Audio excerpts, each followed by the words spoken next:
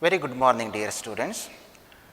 Today we shall discuss the third part of hydrocarbon unit, that is alkynes. So, in our previous classes we have discussed about alkanes and alkenes. Today we shall discuss about alkynes. You know unsaturated compounds. What is unsaturated compounds? They are compounds containing multiple bonds, double bonds or triple bonds. So, these two molecules, alkenes and alkynes, are called unsaturated compounds because alkene contain 1 pi bond, alkynes contain 2 pi bonds. So, these compounds having pi bonds in addition to sigma bonds are called unsaturated compounds.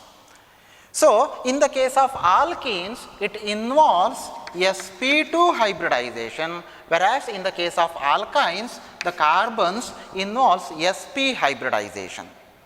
Okay. So, let us see the exact structure of these alkynes by taking simplest alkyne, that is ethine. So, electronic configuration of carbon is 1s2, 2s2, 2p2. It has 2 electrons in the 2s orbital and 2 electrons in the 2p orbital. In the excited state, one of the electron from 2s orbital undergo excitation to vacant 2p orbital. So, as a result, there will be formation of 4 unpaired electrons. Now, 1s and 1p orbitals undergo sp hybridization to give 2 new hybrid orbitals. Since there are only 2 hybrid orbitals, they orient in opposite direction to give a linear structure. So, 2 hybrid orbitals are in opposite direction to give a linear structure. So, we have 2 such carbon atoms. So, another carbon also has sp hybridized 2 orbitals. So, when these 2 carbon atoms come close to one another, one of the sp hybrid orbital of each carbon atom overlap with one another to form a cc sigma bond. So, each carbon is also left with one more hybrid sp orbital. So, this sp hybrid orbital overlaps with 1s orbital of hydrogen to form 2 CH sigma bonds. So, ultimately we have one sigma bond between 2 carbon atoms and sigma bonds with 2 hydrogen atoms on either side. We can also see the sp hybridized carbon has 2 unhybridized p orbitals containing single electrons. So, on each carbon atom we have 2 unhybridized p orbitals with a single electron. So, you know that these unhybridized p orbitals are perpendicular to each other and also perpendicular to the plane of the molecule. So, if you see this is the plane of the molecule, then the 2 unhybridized p orbitals will be perpendicular to this plane. One will be in this direction, another one will be in this direction. So, we have 2 unhybridized p orbitals. So, these unhybridized p orbitals contain single electron. You can see here they contain 1 electron each. So, 2 sp hybridized orbitals come close to one another to form a cc sigma bond. These 2 carbon atoms also contain unhybridized p orbital in the perpendicular direction. So, they also overlap with one another to form a pi bond. Similarly, there is one more pair of unhybridized p orbital in one z axis. They also overlap with one another to form one more pi bond. So, because of the overlap of these 2 p orbitals, unhybridized p orbital, we get 3 bonds. So, one is because of sigma bond, remaining 2 are pi bonds. So, this is the structure of ethine. Here you can see the molecule is linear with the bond angle 180 degree. Now my question is, among alkene and alkynes, which has longer bond length? Where bond length is more? Obviously, alkyne has 2 pi bonds, alkene has only 1 pi bond. So, to form a pi bond, these 2 carbon atoms should come close to one another, right? To form 2 pi bonds, again the carbon atoms should come even closer to one another. So, therefore, in the case of alkynes, the 2 carbon atoms are closer to one another to have sideways overlap of 2 unhybridized p orbitals. So, because of that reason, the bond length of triple bond is less compared to bond length of double bond, which is less compared to bond length of CC single bond in the case of alkanes. So, triple bond length is shorter, so its bond strength is high. So, alkynes have higher bond strength compared to alkene, which has more bond strength compared to alkane. So, this is how we can relate the bond length and bond strength of alkane, alkene and alkynes. So, now let us see the nomenclature of alkynes. Nomenclature. Nomenclature means naming, IUPAC rule for naming an alkyne. So, I will start with simplest alkyne having only 2 carbon atoms. So, it has only 2 carbon atom. So, IUPAC name for hydrocarbon having only 2 carbon is ethane, right? If you have this molecule, its name is ethane, alkane name is ethane. Now, it is not alkane, it is alkyne. So, therefore, the suffix ane of alkane should be replaced by yne of alkyne. So, if you replace ane by yne, we get the name of this molecule, that is ethyne, ethyne. So, it has 2 carbon atoms, corresponding name of alkane is ethane. So, ane should be replaced by yne, so we get ethyne. Similarly, if you have 3 carbon atoms, corresponding alkane name is propane. Now, we have triple bond, therefore, ane should be replaced by yne. So, name of this compound will be propyne, propyne. I will take 4 carbon atoms. Now, we have 4 carbon atoms. The alkane name for 4 carbons is butane. Now, replace ane by yne, you get butyne, butyne. But remember, there are choices now. Triple bond can be on this carbon atom and also between these 2 carbon atoms. I will write one more molecule. Here, triple bond present between these 2 carbon atoms, between second and third carbon atom. In the first case, triple bond present between first and second carbon atom. Okay, so there are 2 choices for butyne. Therefore, we should mention the position of triple bond. It is at first carbon atom, so it is 1 butyne, or it is also called as but 1 yne, 1 but 1 yne. Here, the triple bond is at the second carbon atom, so therefore, it is called as 2 butyne or but 2 yne. So, the number corresponding to the carbon on which triple bond is present, but corresponding to total number of carbon atoms. So, I will go for next molecule having 5 carbon atoms.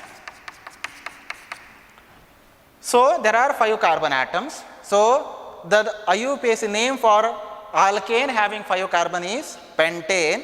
Now, ane should be replaced by yne. So, its name will be pentyne, pentyne. Again, you should consider the position.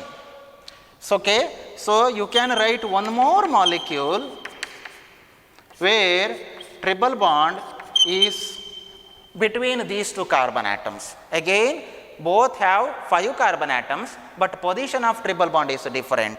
So, these 2 molecules are different. That's why the position of triple bond also be mentioned in the name. Here it is at first carbon atom, so it is 1 pentyne. In this molecule, triple bond is present on second carbon atom, so it is 2 pentyne. 2 pentyne. Okay, so like this we can have different alkynes depending on the position of a triple bond. I will write one more molecule.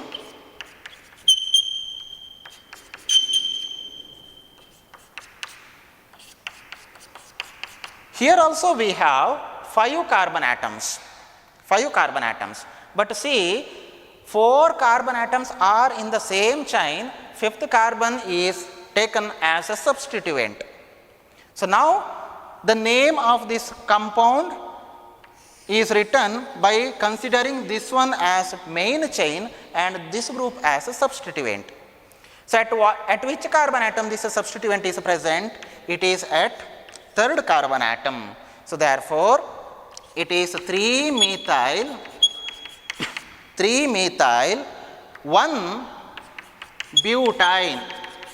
In the main chain we have only 4 carbon atoms, so therefore it is a derivative of butane. So we have triple bond, hence it is a butane. So at the third carbon we have methyl group, so 3-methyl, at first carbon we have alkyne, so 1-butyne. Okay. So now if you consider these two molecules, they have same molecular formula, but they have difference in position of triple bonds, So therefore they are called as position isomers. What are position isomers? They are the molecules having same molecular formula, but they have difference in position of functional group. Here functional group is a triple bond, its position is at first carbon, and in this molecule position of triple bond is at second carbon atom. So they have difference in only position of triple bond, hence they are examples for position isomers. Similarly, these two molecules, they also examples for position isomers because they have same molecular formula, they have 5 carbon atoms, but they have difference only in the position of triple bond.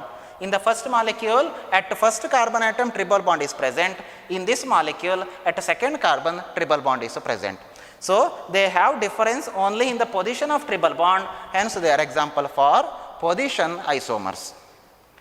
But if you see these two molecules, they have same number of carbon atoms. It has 5 carbons, this molecule also has 5 carbons. But see, all 5 carbon atoms are in the same chain in the first molecule, but in the second molecule, the main chain has only 4 carbon atom, 5th carbon is acting as a substituent. So these two are molecules having same molecular formula, but they have difference in carbon chain length. Hence they are called as chain isomers.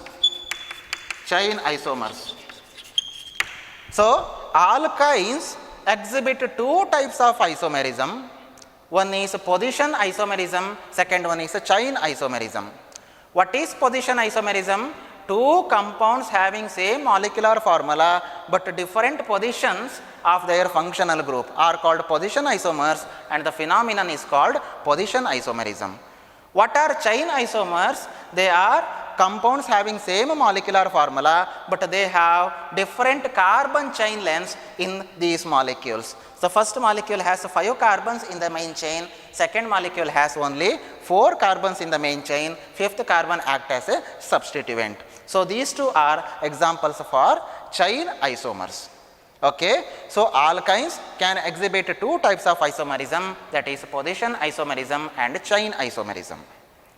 If you look into these molecules, its molecular formula is C2H2. In this molecule, it is C3H4. This molecule, it is C4H325 6, H6. So So likewise, we have different molecules. So first molecule has C2H2, second molecule has C3H4, third molecule has C4H6. In this way, you may have several alkyne molecules. So all these molecules have one general molecular formula, that is CnH2n minus 2. CnH2n minus 2. Say for example, this molecule, here n is 2. So C2H2n means 2 into 2, 4 minus 2. So therefore H4 minus 2 means C2H2. Here also C3 means n is equal to 3. So H2n means 3 into 2, 6 minus 2. So it should be H4. Here C4, n is equal to 4. So 2n means 4 into 2, 8 minus 2 means 6. So H6. So likewise, all these alkyne molecules have one general molecular formula, that is CnH2n minus 2. So means alkanes have CnH2n plus 2 formula, alkenes have CnH2n, whereas alkynes have CnH2n minus 2 as general molecular formula. Okay. So this is something about the nomenclature and isomerism of alkynes. Now let us see the preparation of alkynes. So we have two important methods for the preparation of alkynes. One is from calcium carbide. From calcium carbide. So molecular formula of calcium carbide is CaC2. So how we can prepare alkyne from calcium carbide? So calcium carbide is highly reactive molecule. It reacts with water to give corresponding alkyne, that is ethyne. So ethyne is prepared from calcium carbide by treating it with water. But remember, calcium carbide is highly reactive molecule. So we cannot store calcium carbide for a longer time. Therefore, it is prepared as and when it is required for the chemical reaction. So it is prepared from calcium carbonate, or we call it as a limestone. So limestone on heating gives calcium oxide. Calcium oxide. So this calcium oxide is then treated with coke or carbon at high temperature. We get calcium carbide. Calcium carbide. So calcium carbide is prepared from limestone by heating at high temperature with the coke.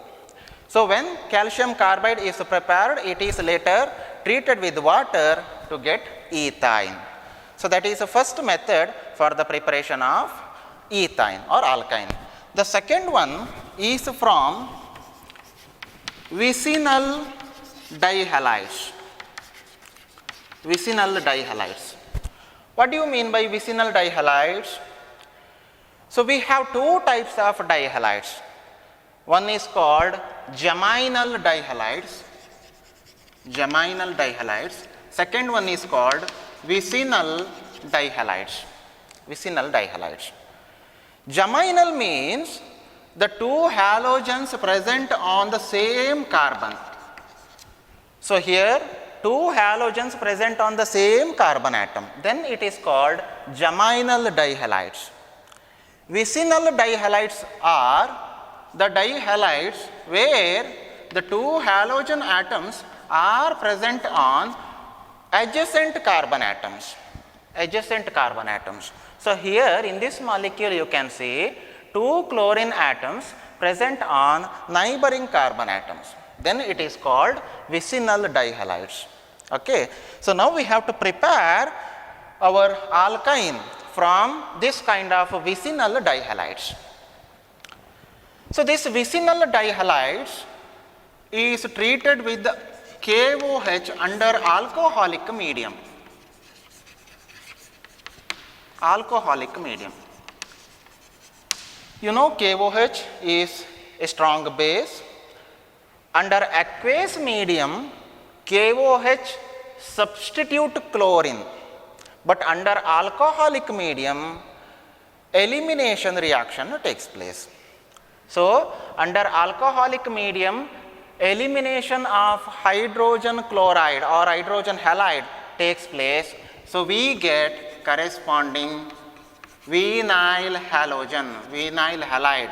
So, in this case, we have taken dichlorides. So, correspondingly, we get vinyl chloride, vinyl chloride. So, one molecule of HCl is eliminated. How does it take place? So, here you can see one hydrogen. So, KOH has hydroxide group. This hydroxide group takes this acidic proton.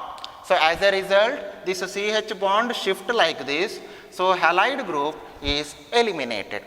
So, ultimately, one hydrogen, one Cl group are eliminated as hydrogen chloride, hydrogen chloride. So, we get a new bond between this carbon and carbon, therefore, it becomes a double bond. So, it is directly attached to chloride, hence it is called vinyl chloride, vinyl chloride. Now, you see, in the case of vinyl chloride, the halogen atom is directly attached to double bond. So, this carbon atom is sp2 hybridized, sp2 hybridized. So, sp2 hybridized carbon atoms have shorter bond length, shorter bond length. So, this carbon chloride bond has a shorter bond length. So, breaking of this bond is somewhat difficult. It is somewhat difficult. So, this KOH cannot able to eliminate another HCl molecule from this vinyl chloride. So, to remove one more HCl molecule, we need even stronger base. So, we use here sodamide, it is a very strong base. So, this sodamide can replace one more molecule of HCl from this vinyl chloride to give ethyl molecule. So, what to do? NaNH2 has NH2 minus group, a basic group. So, it removes the acidic proton present on this carbon atom. So, CH bond will shift towards the CC bond. So, Cl group is eliminated. So, as a result, we get a third bond between carbon and carbon, and this Cl group is eliminated. So, we get ethyl molecule with the liberation of one more HCl molecule. So, KOH can convert vicinal dihalide into vinyl chloride, but the second elimination takes place with a strong base sodamide to give corresponding ethyl. So, these two are the two important methods for the preparation of alkynes. So, first method is from calcium carbide, second one is from vicinal dihalides. Now, let us discuss about physical properties of alkynes. So, you have discussed physical properties of alkanes and alkenes, right?